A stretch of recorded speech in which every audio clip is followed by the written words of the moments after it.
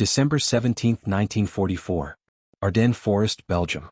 The world was white, frozen, and silent, the kind of silence that makes a man forget there's a war on. Snow drifted down through the black skeletons of fir trees, blanketing the earth in a deceptive calm. Beneath that calm, the ground hid the churned tracks of tanks, the shells of mortars, and the bodies of men who had frozen before dawn. Breath hung in the air like ghosts. Each exhale was proof of survival, each inhale borrowed from the cold that wanted everything dead. At the edge of the forest, in a shallow depression carved by artillery weeks before, Private Jack Miller sat behind a Browning M2.50 caliber machine gun mounted on a half-track. He was 21. The same age he sometimes thought that his father had been when the Great War ended. He wore 3 pairs of socks, 2 sets of gloves, and still couldn't feel his fingers.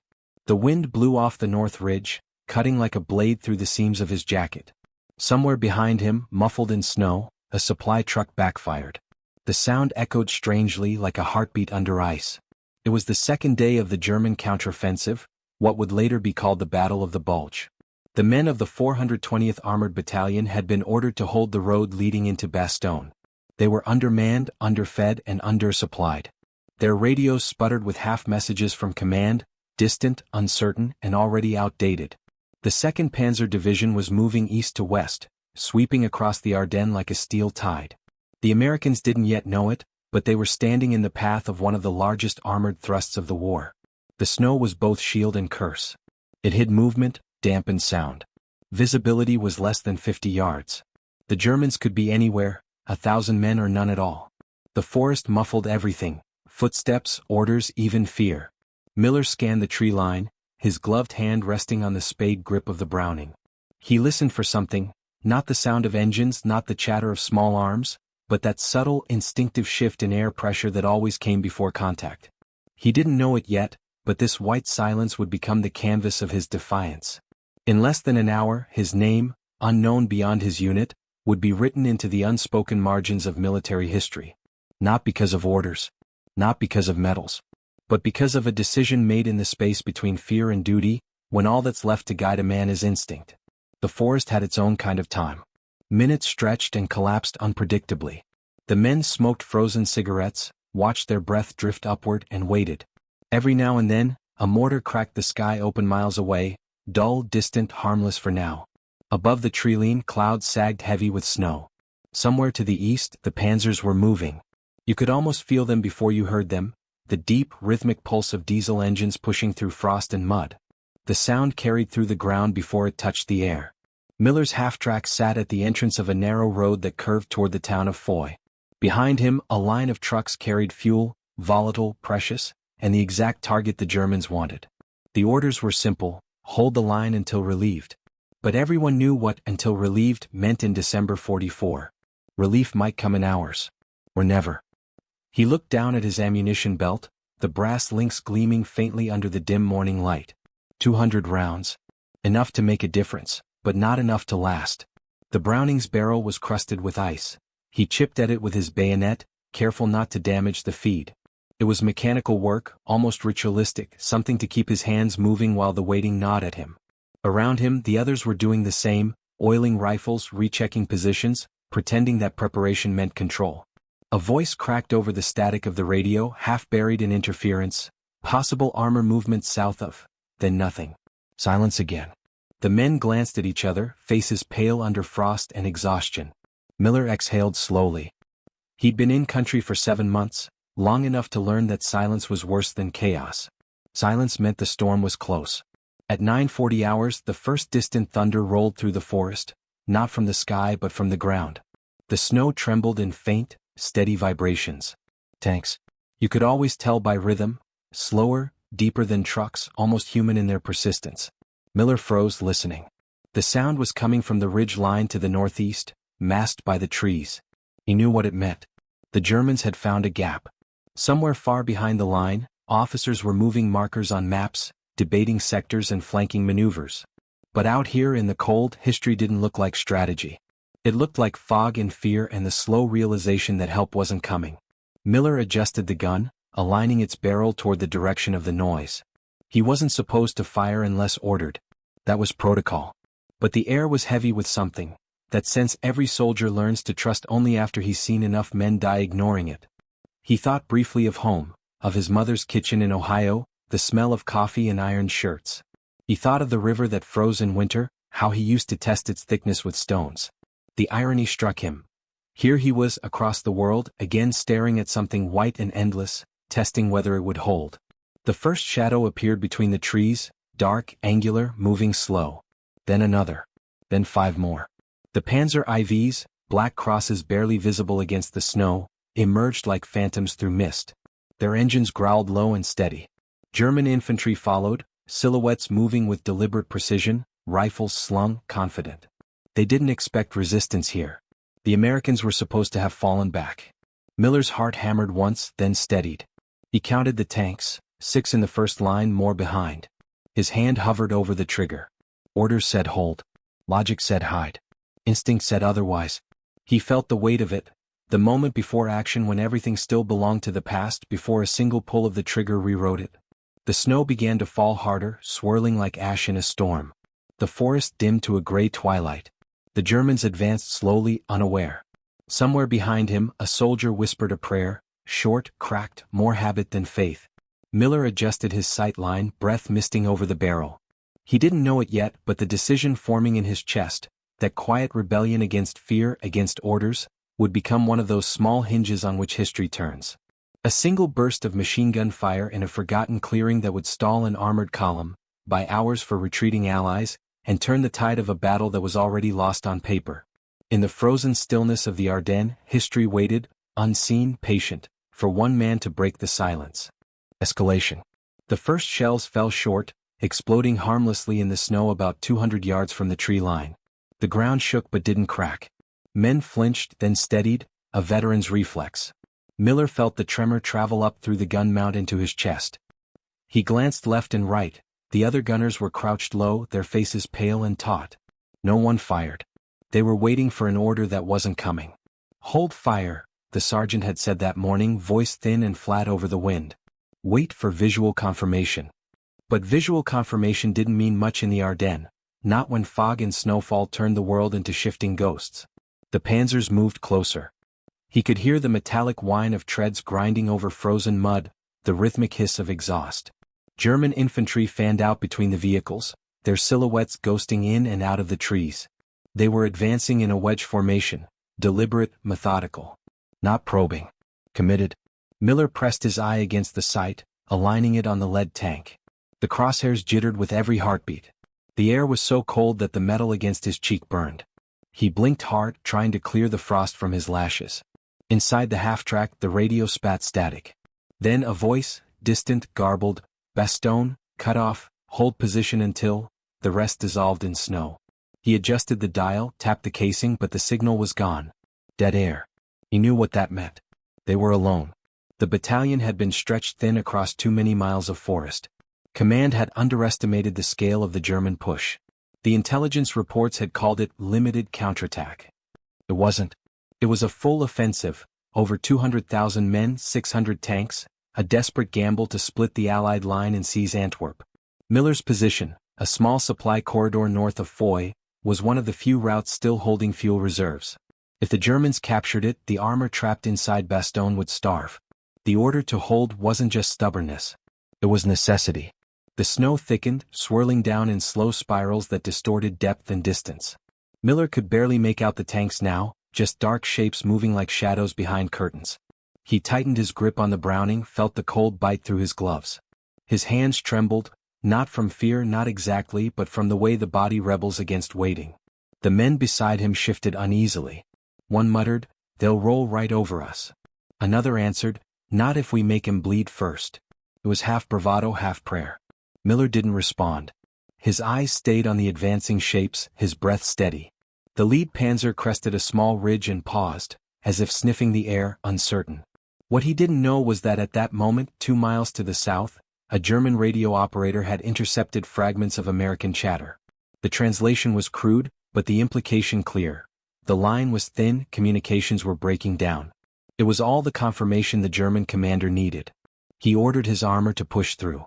The white forest erupted in movement. Confrontation. The first burst of German MG-42 fire came from the left flank, bright streaks slicing through the snow. Miller ducked instinctively. The rounds hit a supply truck 50 yards back, tearing holes through canvas and fuel drums. A moment later, the truck went up in a dull, muffled explosion, flames smothered almost instantly by the snowstorm. "Return fire," someone shouted, but no one could see where to aim. The enemy was still shadows and muzzle flashes. The Americans were pinned by their own uncertainty, by the weight of orders that didn't fit the reality unfolding in front of them. Miller felt the pulse of the Browning through his fingertips, begging to be used. He hesitated, the image of the sergeant's warning echoing in his head: "You shoot before command gives the word and you'll draw their fire on everyone." But command was gone. The radio was dead. The enemy was closing in. He saw it then, the lead Panzer breaking from the fog, its gun turning toward the fuel convoy. It was close now, less than 200 yards.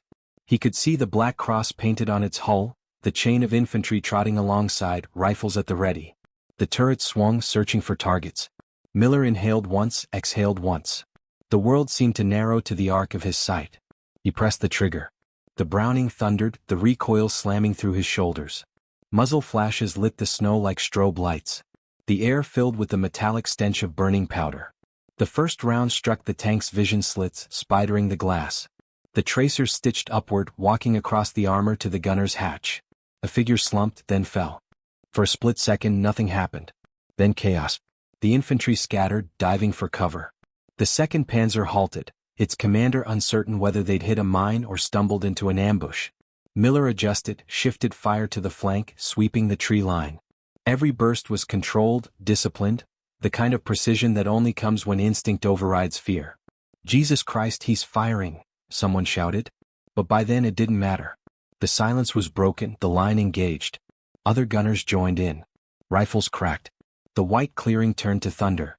Historians would later note the peculiarity of that engagement. According to German after-action reports, the Americans appeared to have at least a full company of machine guns covering the approach, an illusion created by the echo of Miller's heavy weapon bouncing through the valley.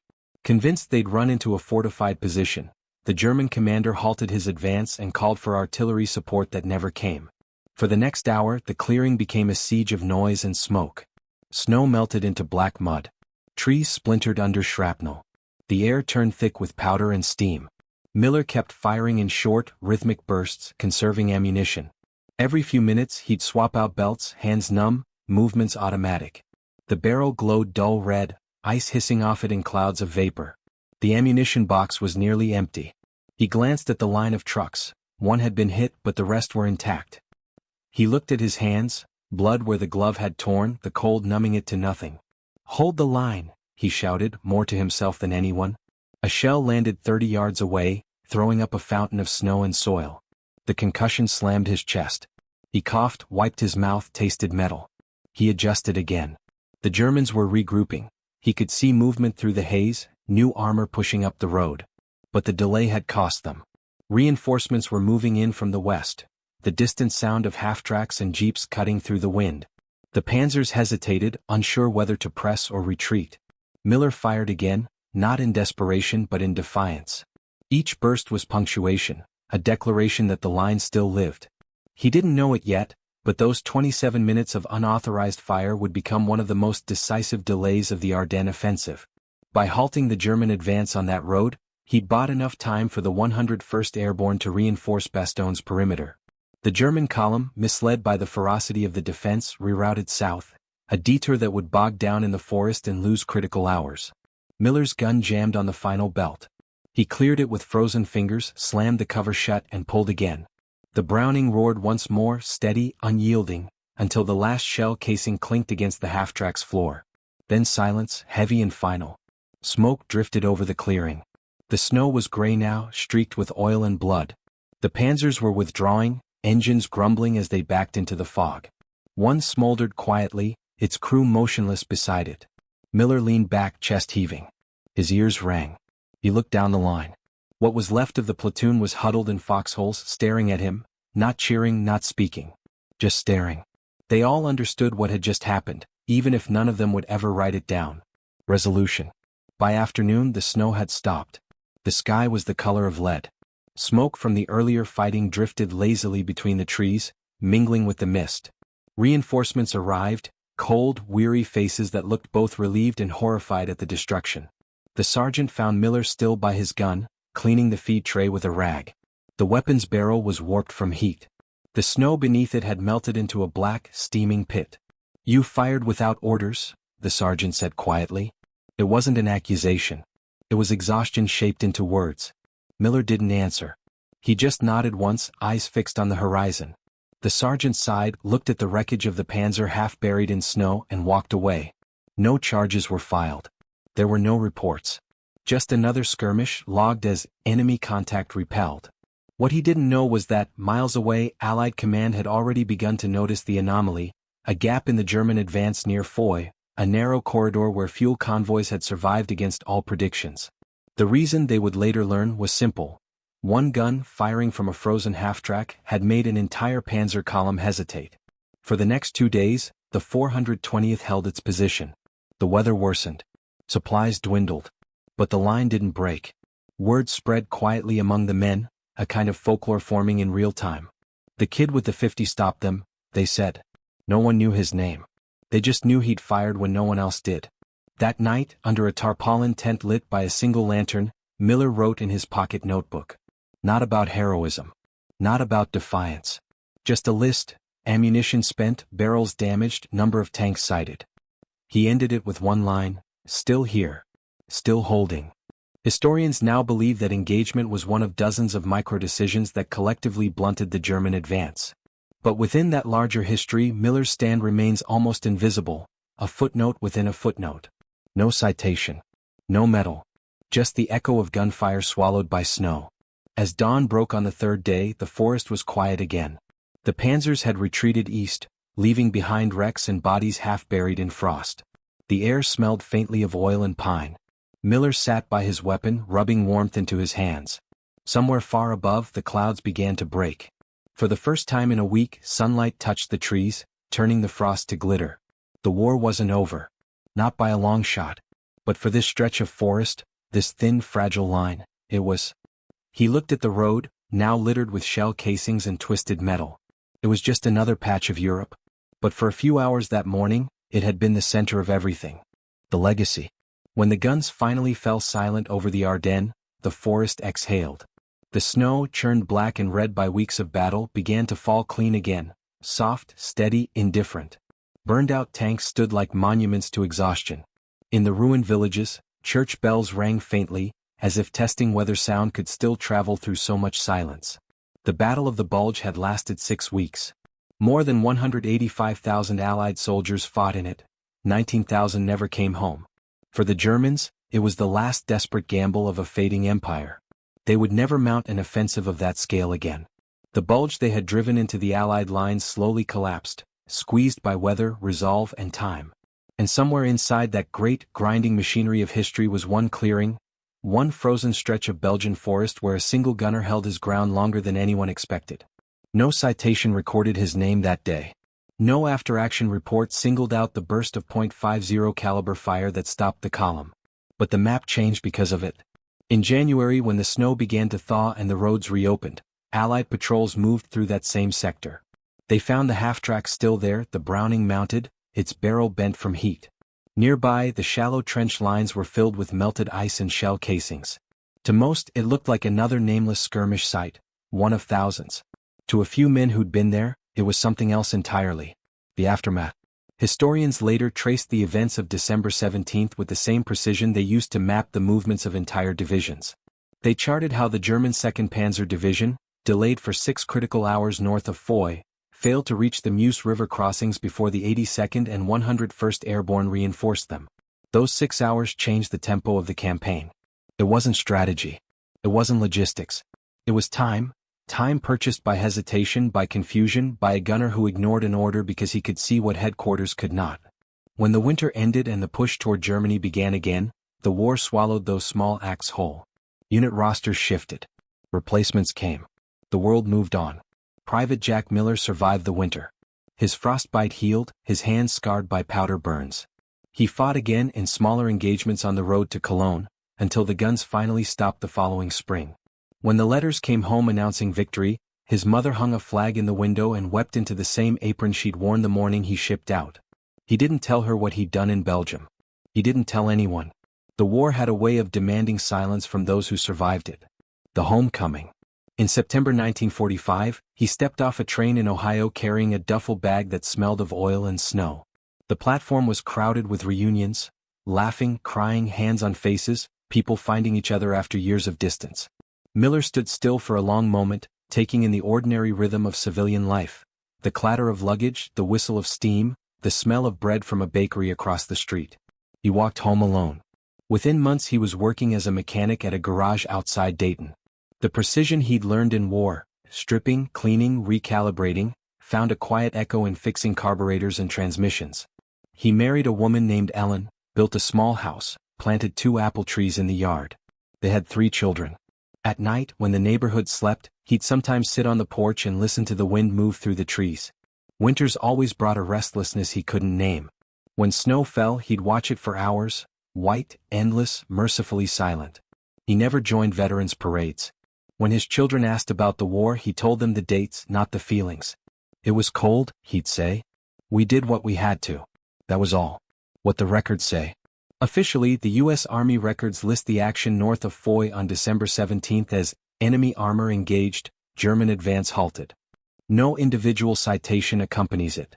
The log of the 420th Armored Battalion ends with the note, defensive success attributed to coordinated fire from forward elements.